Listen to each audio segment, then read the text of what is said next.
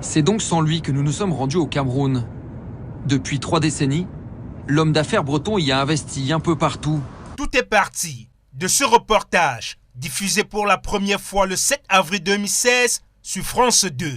Un reportage qui serait tourné dans les palmeraies de la Soca Palme et dans lequel la société camerounaise de palmeraies s'est sentie incriminée en ces termes qu'elle emploie des mineurs qui sont payés à moins d'1 € par jour et ses salariés qui vivent dans des conditions précaires. Aussi que la Soca Palme s'est accaparée des terres des paysans.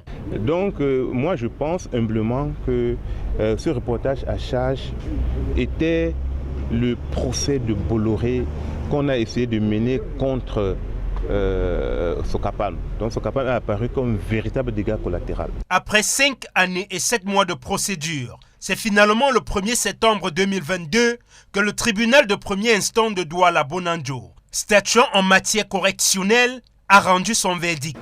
Reçoit la Soca Palme en sa constitution de partie civile, qui faisant droit en partie condamne Delphine Nicole, Daniel Quincy, Tristan Nicolas Valette et Nicolas Poincaré à lui payer de manière solidaire la somme de 100 millions de francs CFA comme dommage et intérêt ventilé ainsi qu'il suit.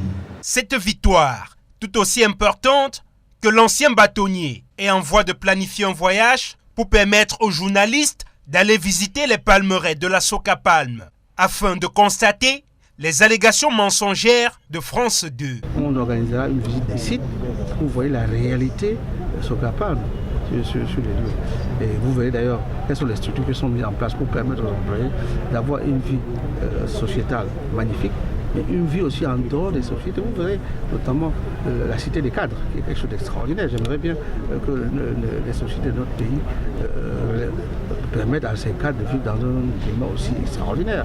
Au sujet de l'interjection d'appel par France Télévisions, les avocats de la Soca Palme disent n'avoir reçu jusqu'ici aucune notification.